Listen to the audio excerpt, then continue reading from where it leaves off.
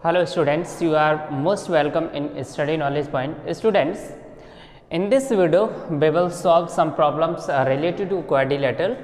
तो क्वाड्रिलेटरल से रिलेटेड कुछ एग्जांपल्स और कॉन्सेप्ट्स को हमने लास्ट वीडियो में डिस्कस किया था, वहाँ जाके आप उसको देख सकते हैं। इस वीडियो में हम कुछ क्वेश्चंस हैं उनको सॉल्व करने वाले हैं, तो ध्यान से देखिए ये क्वेश्चन जो क्वाड्रिलेटरल से रिलेटेड कैसे सॉल्व करते हैं, कैसे एंगल्स को फाइंड करते हैं, या क्या प्रॉब्लम्स क्वाड्रिलेटरल से रिलेटेड आपके सामने आ सकती हैं। ठीक है, तो ये क्वेश्चन है आपका, in a quadrilateral ABCD angle A is equal 150 degree and angle B is equal angle C is equal angle D, find angle B, C and angle D। Okay, तो इनके कहने का मतलब है कि कोई क्वाड्रिलेटरल ABCD है जिसमें एंगल A ऑलरेडी गिवन है, वो 150 डिग्री है। अब B, C, D ये जो तीन एंगल्स हैं वो तीनों सेम हैं, है ना, और इन तीनों को ही फाइंड करना है। तो कुछ नहीं आपको करना है, बस आपको क्या करना है कि ये जो तीन एंगल्स इक्वल हैं जो कि पता नहीं है वो हम लेट कर लेते हैं। ठीक है, तो यहाँ पे हमें क्या करना है, let angle B is equal angle C is equal angle D। ये जो तीनों एंगल इक्वल जो कि दे रखे हैं वो हमने लेट कर लिया कि वो तीनों एंगल्स का जो मेजरमेंट है वो x है। ठीक है ना, तो नाउ अब आपको पता है कि किसी भी क्वाड्रिलेटरल के जो इंटीरियर 4 एंगल्स हैं उनका जो सम होता है वो 360 डिग्री होता है ना। You know angle A plus angle B plus angle C plus angle D is equal 360 degree, है ना, ये बात आपको पता है। तो अब आपको क्या करना है कि एंगल A जो है वो तो आपका गिवन है 150 डिग्री, है ना, प्लस एंगल B आपने x सेलेक्ट किया, एंगल C आपने x सेलेक्ट किया, एंगल D ये भी x सेलेक्ट किया, तीनों को x सेलेक्ट किया आपने, बिकॉज ये तीनों ही एंगल आपके x मतलब इक्वल है, तो x है ना is equal 360 degree. Now x 3x is equal 360 degree. ये 150 उधर जाएगा तो माइनस का 150 डिग्री हो जाएगा, है ना। अब यहाँ पे आपका बचा 210 डिग्री, है ना। तो now x is equal 210 degree, upon में ये 3 चला जाएगा, 3 से इसको कट करेंगे तो ये आपका आ जाएगा x is equal 70 degree. Now hence angle B equal angle C is equal angle D is equal 70 degree. Means angle B अगर आपसे पूछा जाए तो 70 डिग्री आ गया, एंगल C वो भी 70 डिग्री और एंगल D ये भी 70 डिग्री है। ठीक है ना। Okay students, now see the next question. In the adjoining figure, जो कि ये सामने यहाँ पे फिगर गिवन है, P is a point in the interior of angle AOB जो एंगल दे रखा है उसके इनसाइड में एक पॉइंट जो है आपका P है। ठीक है ना, P is a point in the interior of angle AOB। ठीक है, and angle AOB is equal 40 degree, और जो AOB एंगल है वो तो 40 डिग्री गिवन है। If PN is perpendicular to OA, ठीक है ना, PM is perpendicular to OA, इसको ऐसे रीड करते हैं, और यहाँ क्या लिखा है, PN is perpendicular to OB। Find the measure of angle MPN मतलब इस एंगल की बात कर रहे हैं, इस एंगल को आपको फाइंड करना है। ठीक है, तो ये वाला एंगल फाइंड करना है, जबकि यहाँ पे जो कंडीशन गिवन है वो एक बार हम यहाँ पे पहले राइट कर लेते हैं, गिवन, और ये हर क्वेश्चन में करना है। लास्ट क्वेश्चन में पहले आप गिवन लिखना, उसके बाद में सॉल्व करना। गिवन जो भी गिवन है वो आप लिख लेंगे, angle AOB is equal 40 degree, है ना। और इसके बाद में देखो यहाँ इन्होंने कह दिया जो PM है, PM वो परपेंडिकुलर है OA पर। ठीक है, सुनिए, PM जो है वो OA पर परपेंडिकुलर है। परपेंडिकुलर मीन्स 90 डिग्री का एंगल बना रहा है। कौन? PM, किसके साथ?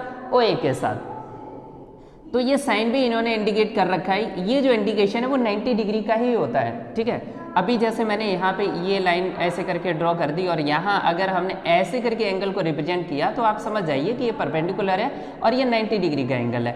अगर यहाँ इसकी बजाय कुछ इस टाइप से अगर एंगल को इंडिकेट किया जा रहा है ऐसे करके, है ना, तो फिर ये 90 डिग्री नहीं है। ठीक है, इस बात को भी याद रखना।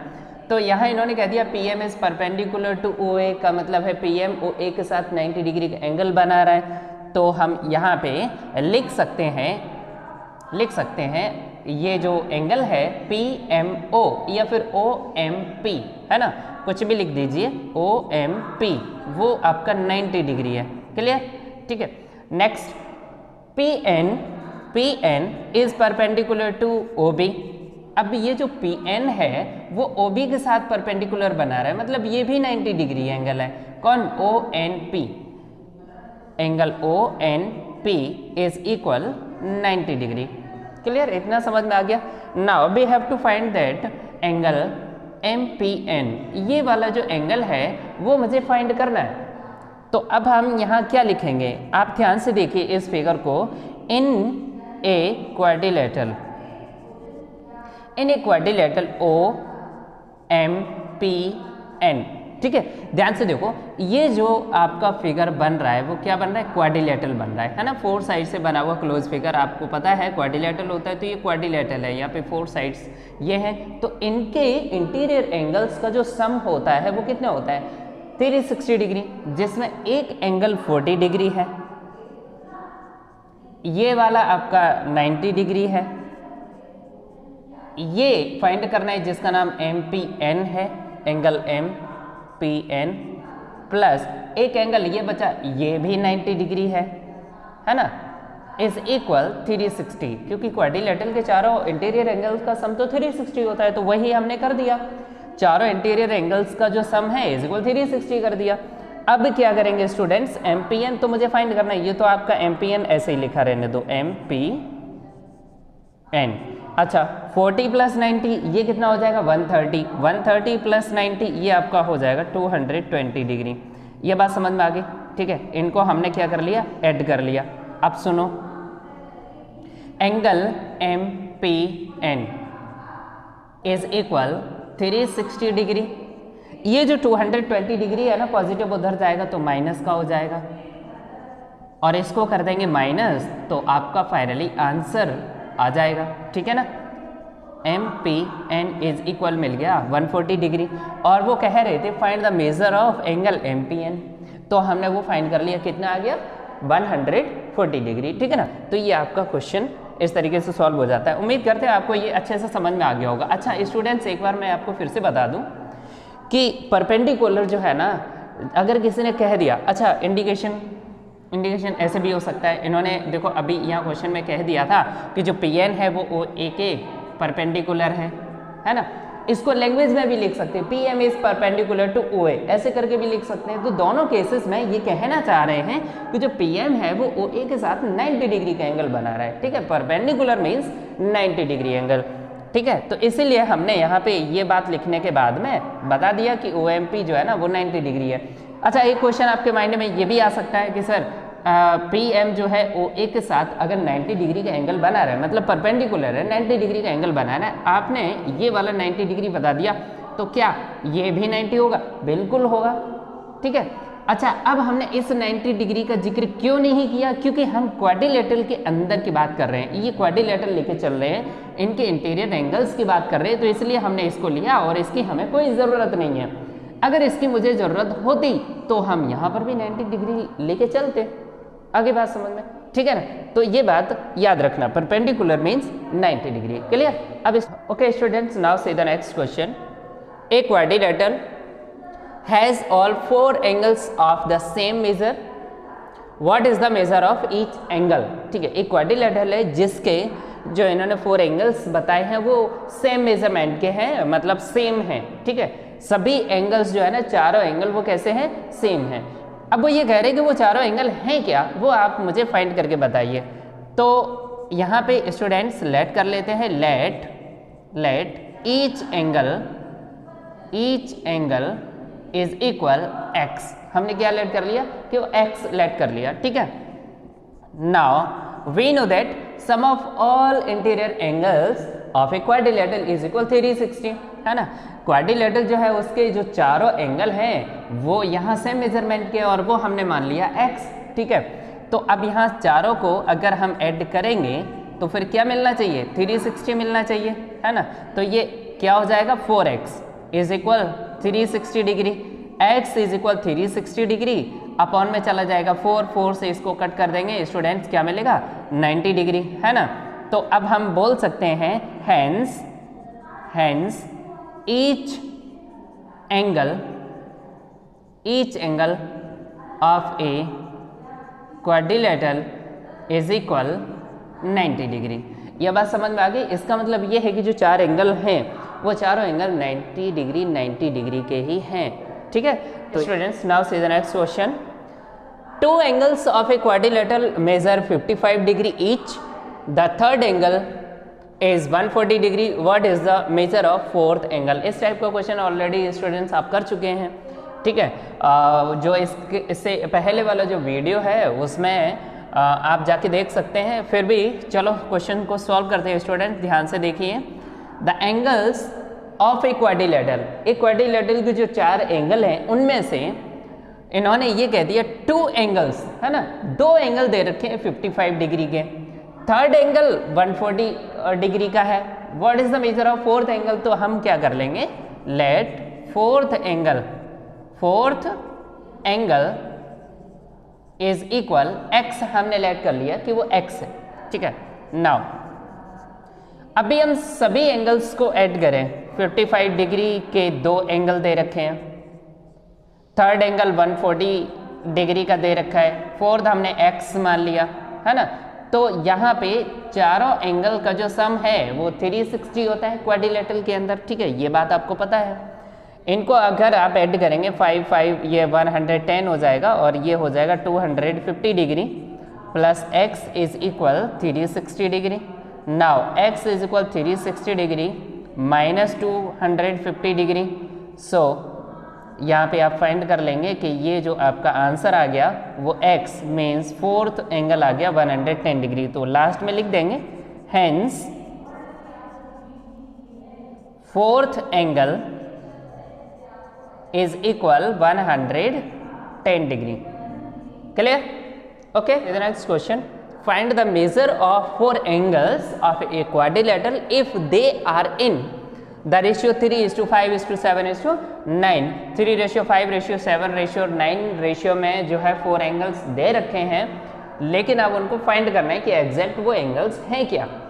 ठीक है, तो स्टूडेंट सॉल्व करते हैं, लेट कर लेंगे। कभी भी रेशियो में इस टाइप से अगर एंगल दे रखे हैं तो उनको हम लेट कर लेते हैं। कैसे लेट करते हैं, लेट एंगल्स, इनको लेट कर लेंगे 3x 5x 7x and 9x। ठीक है, नाउ यू नो कि चारों एंगल का जो सम होता है क्वाड्रिलेटरल में वो होता है 360 डिग्री। तो सभी को ऐड कर देंगे इज इक्वल 360 डिग्री आ जाएगा। क्लियर? ठीक है, अब इनको ऐड करते हैं। 9 और 7 16 5 21 3 24 x is equal 360 degree.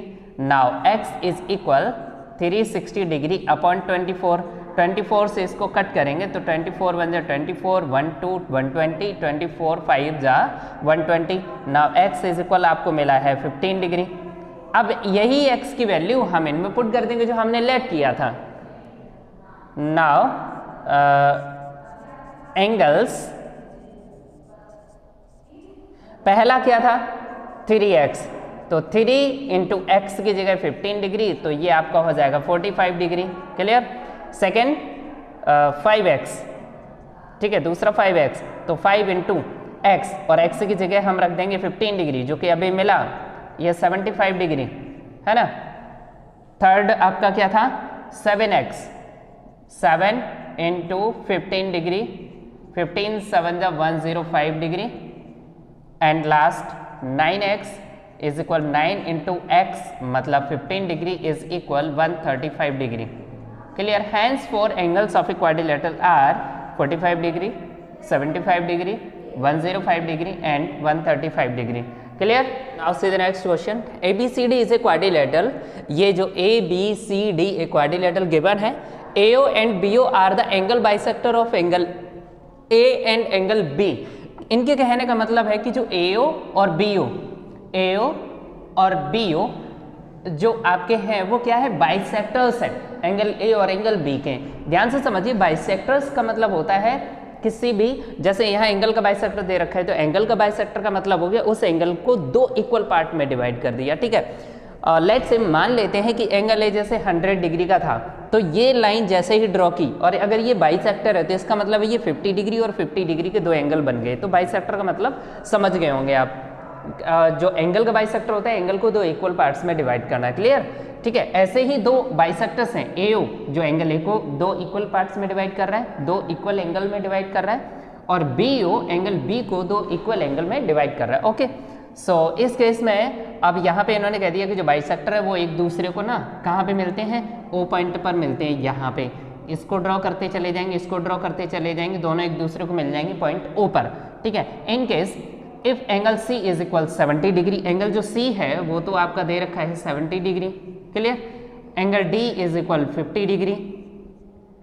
Now find angle A O B, A O B मतलब ये वाला एंगल आपको फाइंड करना है। But before that in quadrilateral A B C D, पहले quadrilateral A B C D की बात करें तो सभी एंगल्स का जो सम होता है, angle A, angle B, angle C, angle D, इनका जो सभी का सम होता है वो आपको पता है 360 डिग्री। एंगल ए अभी मालूम नहीं है, एंगल बी ये भी नहीं पता, एंगल सी पता है 70 डिग्री है, एंगल डी आपका 50 डिग्री है, और ये आपका 360 टोटल है ना।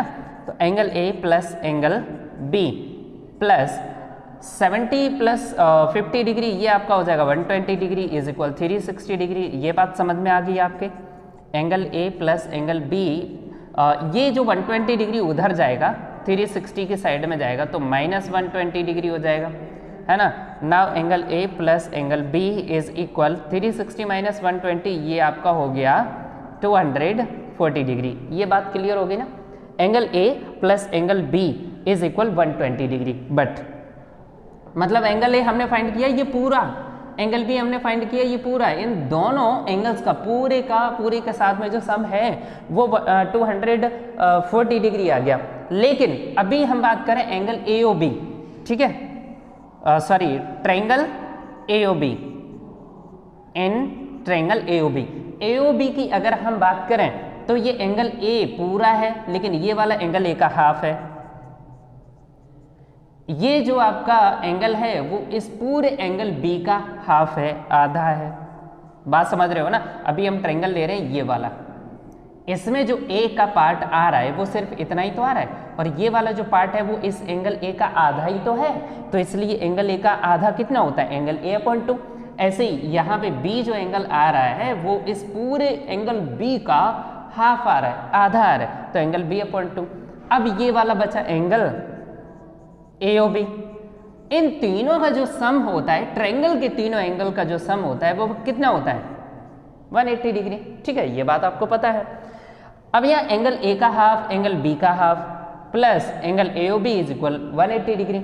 अब यहाँ देखो दोनों के जो डिनोमिनेटर है वो सेम है, तो angle A plus angle B upon 2 आप इसको लिख सकते हो, plus angle AOB is equal 180 degree. ये बात समझ में आ गई, ठीक है। Angle A plus angle B already given है मुझे 240 डिग्री, तो हम यहाँ पे क्या लिखेंगे 240 डिग्री अपॉन में 2 plus angle AOB is equal 180 degree, clear. अब क्या करेंगे, 2 से इसको कट कर देंगे तो ये कितना आ जाएगा 120, तो ये हो गया 120 डिग्री प्लस ये angle AOB is equal 180 degree. यहाँ से एंगल ए ओ बी हम फाइंड करेंगे तो 120 उधर जाएगा 180 की साइड में, तो ये आपका माइनस 120 डिग्री, तो ये आपका कितना बचा 60 डिग्री। तो angle A O B finally कितना आ गया 60 डिग्री, ओके।